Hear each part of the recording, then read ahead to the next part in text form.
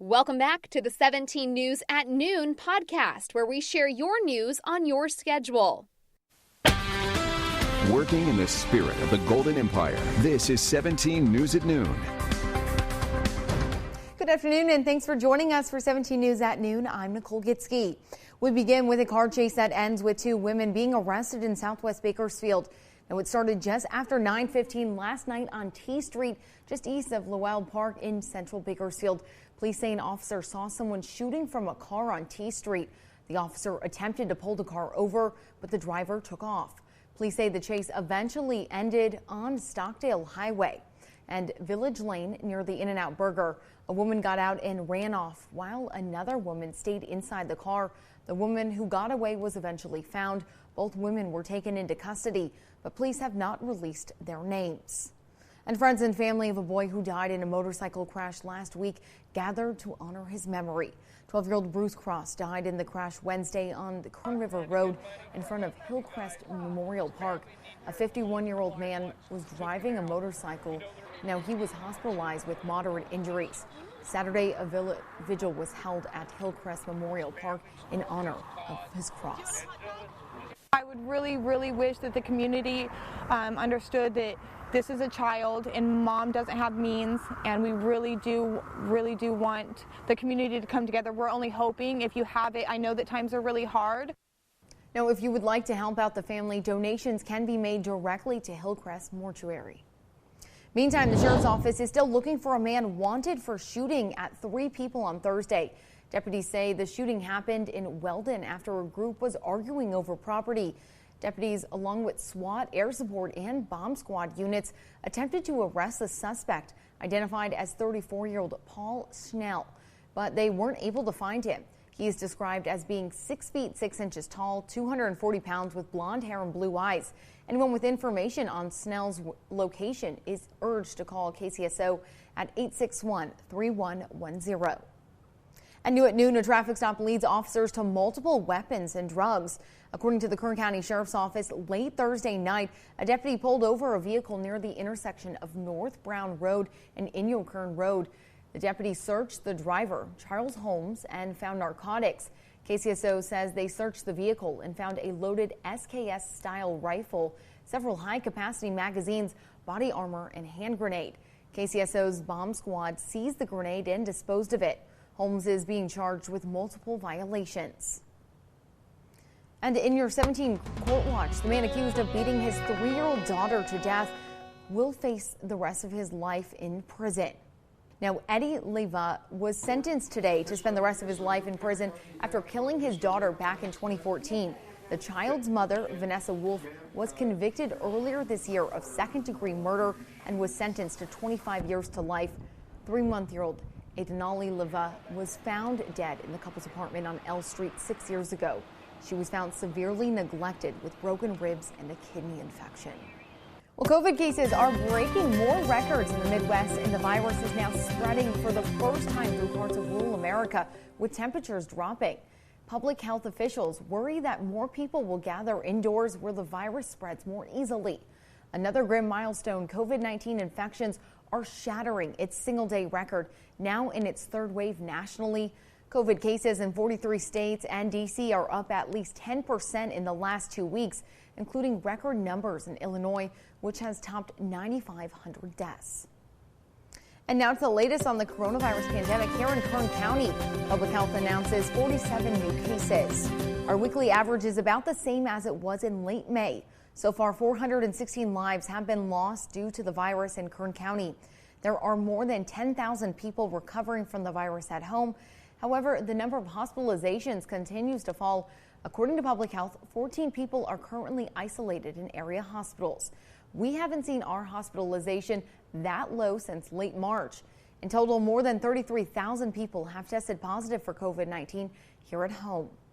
And a reminder, there are a few ways you can schedule a free coronavirus test. Our health officials continue to remind us that everyone should get tested, even if you're not showing symptoms of the virus. If more people get tested, our county's positivity rate will decline and allow us to move into less restrictive tiers.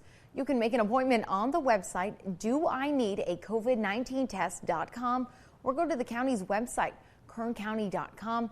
You can also call 211 to schedule an appointment. The next free testing site is tomorrow at Greenfield Community School. And Kern County Public Health officials are urging residents to get a flu shot this winter in hopes of preventing added strain on healthcare resources due to the ongoing pandemic. Now, the county is hosting several flu shot clinics this month. The flu vaccines will be offered at Public Health's headquarters on Mount Vernon Avenue. The service is available Monday through Friday, 8 a.m. to 11 a.m. and 1 p.m. to 3 p.m. by appointment. Now, you will need to schedule an appointment ahead of time. Now, in your local election headquarters, a reminder, tomorrow is the last day to request a vote-by-mail ballot if for some reason you didn't receive yours. Everyone should have gotten one in the mail this month. If you're worried you might not get a ballot in time to mail it off by November 3rd, officials say the remote accessible vote-by-mail system, normally reserved for overseas military and disabled voters, is available to all this year. If you don't request a mail ballot by today, you can still pick one up physically at the elections office. Conditional voter registration is also available at the elections office, satellite office, and any poll site on election day. Visit kernvote.com or call 868-3590 for more information on the options available to you. And to help make sure you get your vote in by the deadline, the elections office is extending their hours. Starting today, the elections office will stay open longer. This week, the office will keep their doors open until 7 p.m. They'll also be available this Saturday, and come election day, doors will remain open till 8 p.m. Voters are encouraged to schedule an appointment online.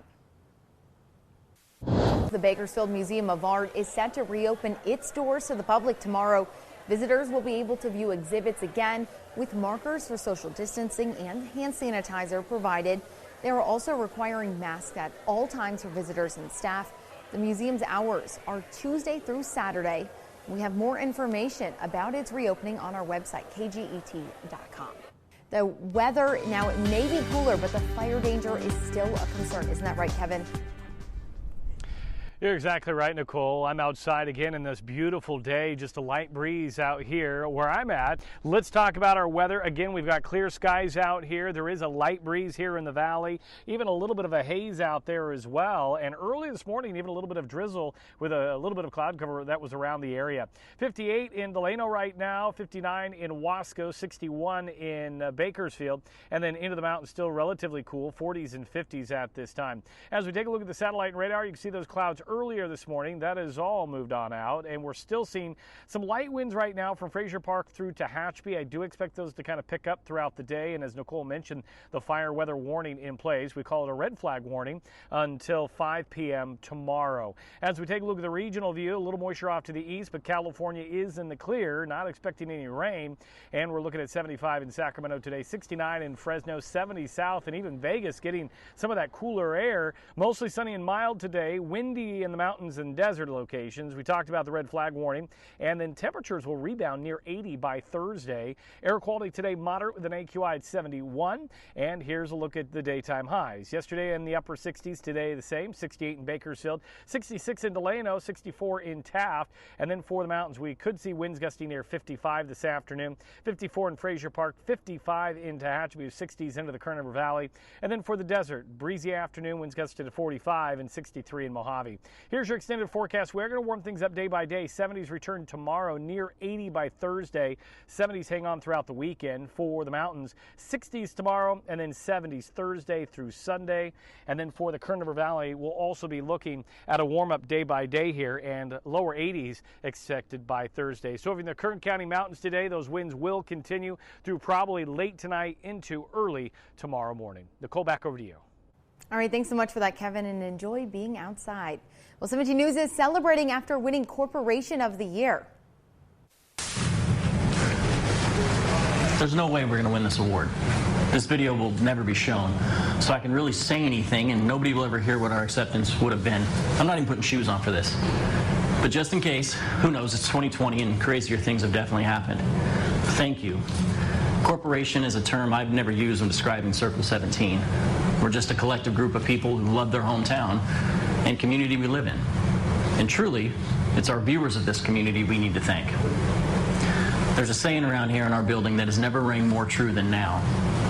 The ratings may tell us that we're number one, but it's what we do for our community that makes us number one.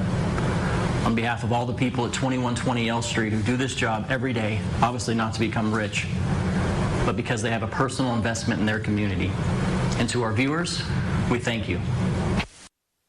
Now, each year, the beautiful Bakersfield Awards celebrate the best of our community who make it a wonderful place to live, and we thank you for believing and trusting in us. Working in the spirit of the Golden Empire, this is 17 News at Noon. The 17 News at Noon podcast is a production of KGET and Nexstar Media Group. For more on all of the headlines in today's show, head to kget.com.